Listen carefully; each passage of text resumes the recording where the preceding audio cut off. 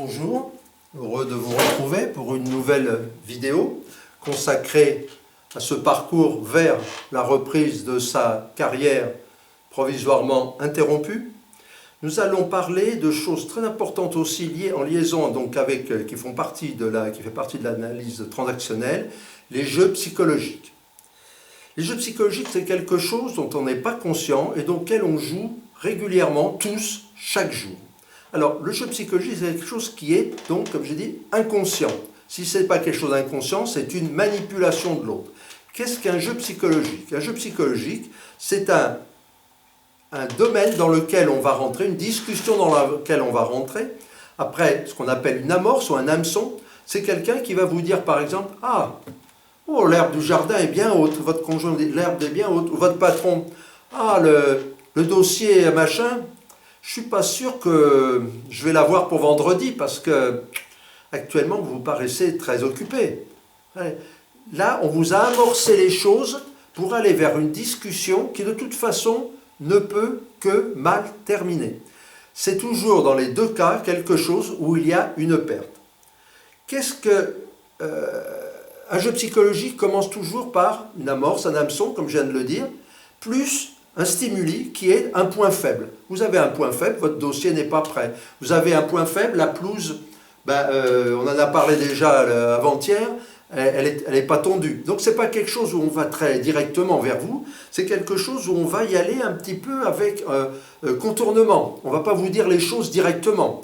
L'attitude adulte serait de dire, bon, la pelouse est assez haute, je sais que tu as été très occupé cette semaine, tu pourrais me dire à quel moment tu envisages de la tondre, parce qu'effectivement, moi là j'ai eu un problème à la jambe, je ne peux pas marcher comme je le faisais avant, j'aurais bien aimé le faire, mais à quel moment penses-tu? Ah ben, je pense le faire peut-être pas aujourd'hui, mais demain.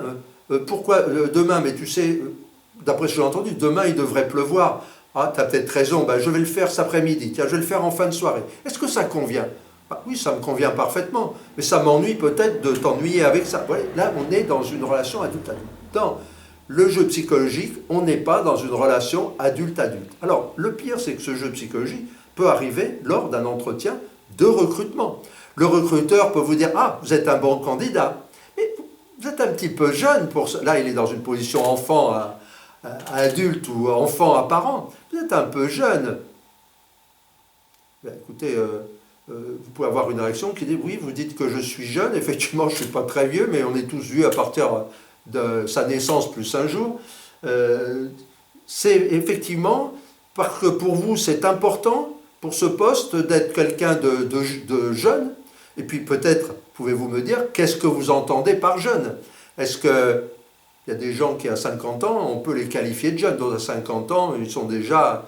bien pénalisé par la vie. Oui, non, mais bon, je disais ça comme ça. Des fois, on va ramener dans le hockey-hockey, c'est-à-dire l'entente et le rapport à même niveau adulte-adulte, une discussion. Là, dans le jeu psychologique, on est l'amorce plus un point faible, donc il y a une réponse. Ah, mon dossier, mais je vais vous le donner. Et à ce moment-là, il y a ce qu'on appelle un coup de théâtre. C'est-à-dire, soit on s'énerve après la personne, oui, mais moi d'habitude, les dossiers, etc., il y a un coup de théâtre parce que vous êtes surpris par cet argument. Mon dossier, mais j'ai prévu de vous le préparer pour vendredi matin. Vous avez donc un moment de stupeur. Et là, vous vous sentez mal. La personne en face va se sentir mal aussi. Parce qu'elle vous a demandé quelque chose et elle sent que vous avez soit une réponse, soit vous n'en avez pas, et dans les deux cas. Donc, on va avoir deux personnes qui sont dans une position négative. On a aussi l'exemple, par exemple, dans un entretien où on va vous titiller. Ah, ben je vois que vous ne parlez pas couramment anglais. C'est un poste où on demande l'anglais, nous, hein. Là, on est en train de vous chercher, entre guillemets, dans un langage plus simple. Donc, on a absonné, on vous a donné un absent, on vous a amorcé, sur l'anglais. Ah, vous ne parlez pas couramment anglais. Et là aussi, si vous ne revenez pas dans une position, soit vous abandonnez, vous pouvez aussi avoir une attitude qui est de dire, bon, on va laisser ça. Il est 9h05, j'avais prévu de commencer l'entretien à 9h pile. Oui, je comprends. Bon, 9h05, c'est pas dramatique. Oui, voilà, il y a eu un petit problème sur la route. C'est vrai que j'aurais dû partir plus tôt, mais J'attendais pas ce point. Bon, on va parler. Voilà. Vous ne mordez pas, si on ne mord pas l'hameçon, et ça on l'a dans notre vie de famille, hein, un enfant qui vient vous dire, bon, tu viens jouer avec moi, vous n'avez pas envie de jouer avec lui, bon, à la limite, vous restez le nez dans votre livre, ou vous lui dites, bon, bah écoute, je viendrai tout à l'heure, etc. Non, mais déjà de dire, je viendrai tout à l'heure, lui va vous dire, non, non, c'est maintenant que je voudrais qu'on joue ensemble. Non, mais attends, c'est pas possible, je finis ce livre, hein, je t'ai dit que cet après-midi, j'étais pas très libre. Oui, t'es jamais libre. Voilà. Et on va partir, les choses vont partir en vrille, et ça, on le connaît très souvent. Alors,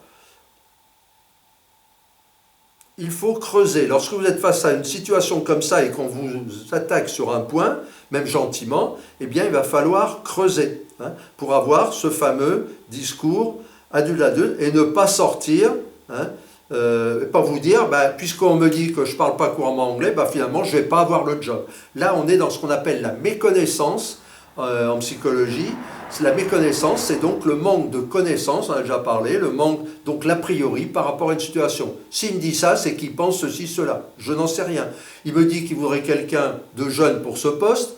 Est-ce que je suis vieux? J'ai 40 ans. Est-ce que je suis dans les jeunes? Je suis dans les vieux. Je n'en sais rien. Donc, avoir des méconnaissances, c'est quelque chose dont il faut se méfier. L'analyse transactionnelle, vraiment, nous explique les méconnaissances. Vous verrez, si vous allez dans les enregistrements d'Axel Noverax, vous verrez les méconnaissances, les types de méconnaissances. Et il y a bien d'autres sujets qu'on n'abordera pas ici, parce que ça serait trop important, et d'autres le font certainement mieux que moi, vont plus au fond du sujet, ont beaucoup plus d'expérience que moi dans ce domaine, et vont effectivement beaucoup plus loin.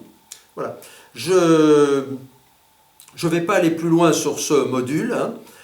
Intéressez-vous, si vous le souhaitez, à la façon dont effectivement Eric Berne traite ce sujet et des méconnaissances et des jeux psychologiques.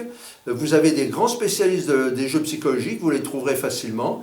Et là, vous verrez que vous pourrez le rapprocher de situations connues dans votre emploi, connues à la maison, et que vous éviterez probablement à ce moment-là dans l'entretien que vous aurez.